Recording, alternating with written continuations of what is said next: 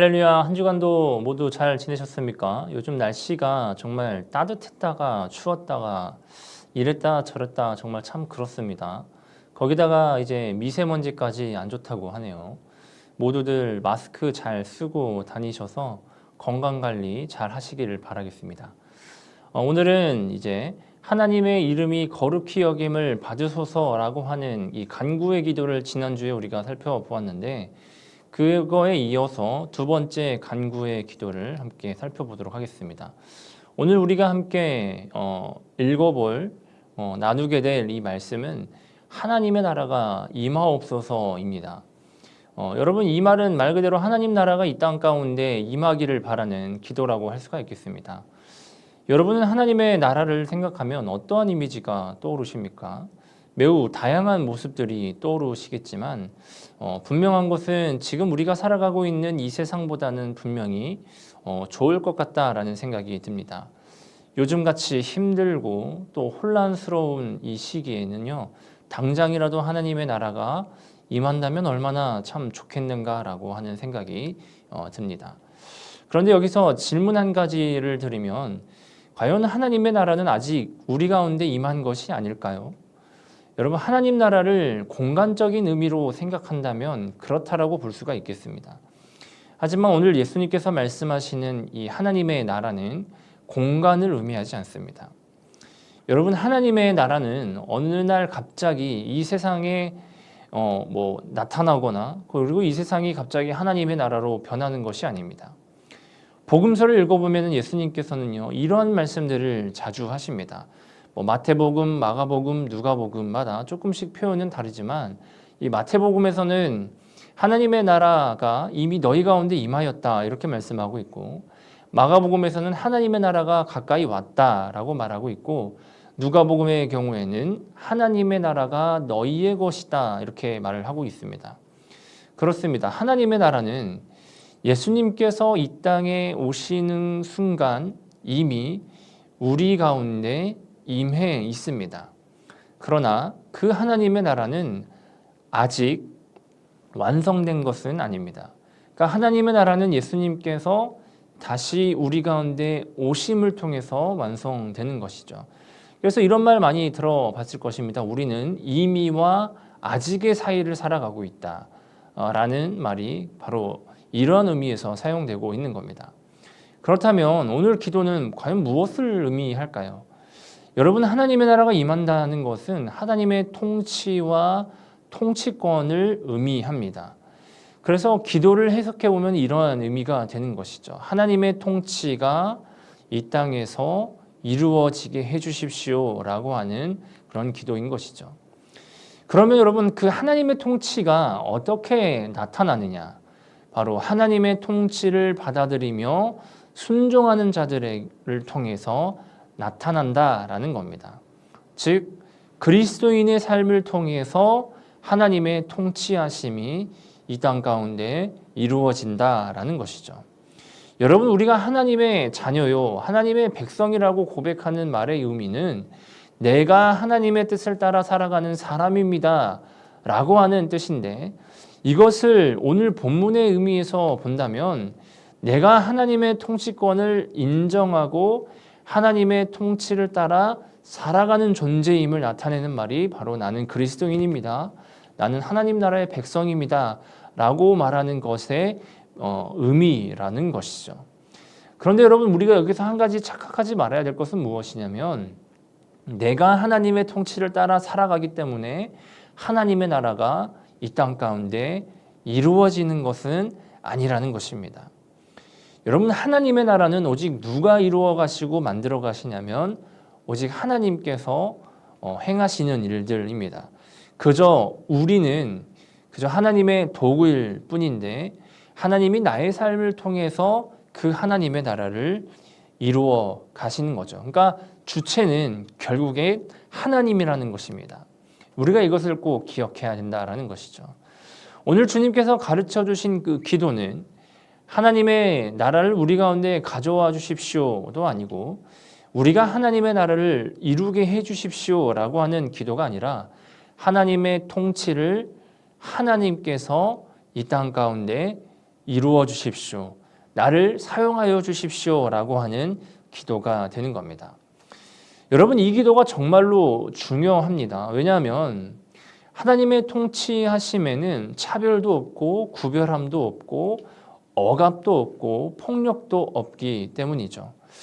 여러분, 이 말이 의미하는 것은 무엇이냐면 지금 예수님께서 이 기도를 가르쳐 주고 계시는데 그 대상, 그 가르침을 받는 그때 당시의 대상에 많은 사람들이 사회적으로 차별과 억압과 그리고 폭력으로 고통을 받고 있었다라고 하는 것을 보여주고 있는 겁니다.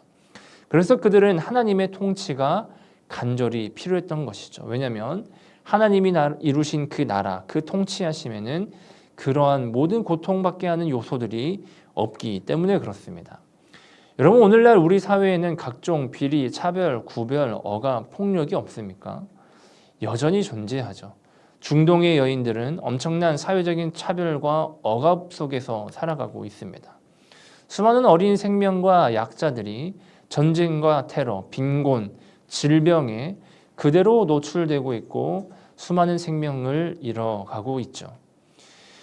여러분, 이러한 일들이 여전히 우리 사회 속에서 이루어지고 있다는 겁니다. 여러분, 우리 사회는요, 크게 다를까요? 다르지 않습니다. 보이지 않는 차별과 억압이 존재하고 수많은 폭력과 혐오와 갈등이 지금 우리 사회에서 넘쳐나고 있죠. 이 모든 일들이 오늘 우리에게 보여주는 것은 무엇이냐면 바로 예수님의 이 기도가 우리에게 필요하다는 겁니다. 우리 가운데 하나님의 나라가 하나님의 통치하심이 이루어지기를 바라는 그 기도가 얼마나 필요한가를 이 사회가 보여주고 있다는 것이죠. 그렇다면 여러분, 하나님의 통치가 어떻게 하면 우리를 통해서 나타날 수 있을까요? 여러분, 교회를 통해 하나님의 나라, 복음을 전하는 것 반드시 필요합니다. 복음을 통해 하나님의 나라의 삶의 방식이 전해지는 것, 나타나는 것 참 중요하죠. 그런데 무엇보다 중요한 방법, 그것은 입으로만 전하는 것에서 끝나는 것이 아니라 바로 이 믿는 자들인 우리가 하나님의 말씀을 살아내는 것, 그리고 이 기도를 삶으로 살아내는 것이 매우 중요하다라는 겁니다. 우리가 일상을 살아가면서 예수 그리스도를 믿는 삶이 삶에서 진정한 가치요 행복한 것이라는 것을 보여주어야 된다는 것이죠. 그런데 여러분, 이게 결코 쉽지 않습니다. 이렇게 살기 위해서는요, 그냥 어쩌면 사회의 문화와 단절돼서 살아가야 될 것 같은 생각이 듭니다. 그런데 이 또한 예수님의 가르침은 아닙니다. 우리가 그 가르침을 가지고 세상 속에 들어가야 되기 때문에 그렇죠. 그런데 우리가 하나님의 말씀을 살아내면 세상에서 인간의 고통스럽게 하는 모든 그런 것들이, 이 문제들이 여러분 사라지느냐라는 겁니다.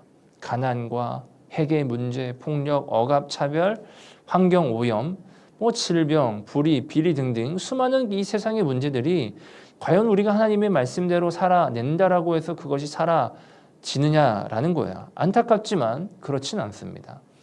왜냐하면 인간은 끊임없이 죄를 짓기 때문에 그렇습니다. 여러분, 이러한 사회적인 문제들이 왜 일어나겠습니까? 인간의 탐욕에서 비롯되는 것 아니겠습니까? 당장 우리가 불과 몇 년 전에 경험했던 코로나, 그리고 지금도 우리가 피부로 와닿게 느끼고 있는 기후위기를 한번 생각해 봅시다. 여러분이 이러한 일들이 왜 일어난다라고 생각하고 계십니까?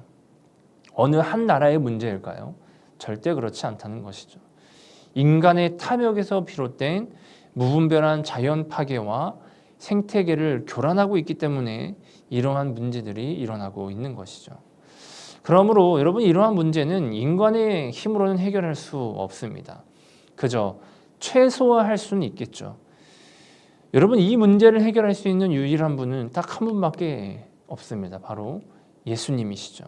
예수님이 여러분 약속하신 대로 우리 가운데 임하신다면 그 모든 문제는 해결된다라는 겁니다. 우리가 세상을 살아가면서 하나님의 뜻대로 살아가도 이 문제들이 해결되지 않지만 예수님을 통해서 하나님의 나라가 완성될 때 비로소 우리의 수많은 이 세상의 문제들로부터 우리는 진정으로 자유로워질 수 있다라는 겁니다. 누군가는 이렇게 생각할 수 있습니다. 그러면 굳이 우리가 하나님의 통치를 따라 순종하며 살아갈 필요가 있겠습니까? 그런데 여러분 반드시 기억해야 될 것은 우리가 현재의 삶 속에서 하나님의 통치하심을 받아들이며 살아가지 않는다면 앞으로 예수님께서 오심으로 완성될 그 하나님 나라에 결코 들어갈 수 없다라는 겁니다. 그렇기 때문에 반드시 우리가 현재의 삶 속에서 그 하나님의 통치, 그 하나님의 나라를 받들어가는 삶을 살아내야 된다라고 하는 것을 기억해야 된다는 것이죠. 이것이 하나님의 나라가 임하게 해달라고 하는 기도의 의미입니다. 여러분 오늘 두 번째 간구의 기도를 잘 아시겠습니까? 요즘같이 모두가 힘들고 막막할 때 온갖 혐오와 갈등이 고조에 이르는 이때에 하나님의 나라가 우리 가운데 속히 이루어지게 해달라고 우리는 기도해야 될 것입니다. 여러분 그 기도는 그저 우리의 입에만 머물러 있을 것이 아니라 반드시 우리의 삶 속에서도 드러나야 된다라는 겁니다. 내가 노력한다고 해서 얼마나 달라지겠어? 여러분 맞습니다. 하지만 그 작은 노력이 변화의 시발점이 되어서 우리의 각자의 삶의 자리에 임한 그 하나님의 나라가 명확하게 드러나게 된다라는 겁니다. 오늘 스바클의 마지막은 시 한 편을 여러분과 함께 나누고 싶습니다. 조동화 시인의 나 하나 꽃 피어라고 하는 시인데요. 나 하나 꽃 피어 풀밭이 달라지겠느냐고 말하지 말아라. 내가 꽃 피고 내가 꽃 피면 결국 풀밭이 온통 꽃밭이 되는 것 아니겠느냐. 나 하나 물들어 산이 달라지겠냐고 말하지 말아라. 내가 물들고 너도 물들면 결국 온 산이 활활 타오르는 것 아니겠느냐. 여러분 이 시 한번 인터넷에서 검색해 보셔서 한 번 더 찾아보고 읽어보셨으면 좋겠습니다. 여러분 남은 3일도 세상 속에서 주님의 작은 꽃, 주님의 작은 얼룩이 되어서 살아가는 우리 청년부가 되어지기를 간절히 소망합니다. 그러면 오늘 수바클은 여기서 마무리하도록 하겠습니다. 오늘 수바클 들은 것 인증샷 꼭 남기셔서 상품 받아가시길 바라겠습니다. 매주 똑같은 사람이 받아가고 있는 것 같은데 정말 이번 주에는 새로운 뉴페이스가 나타나서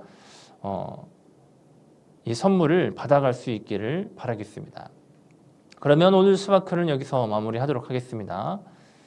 다음 주에 보도록 하겠습니다. 안녕.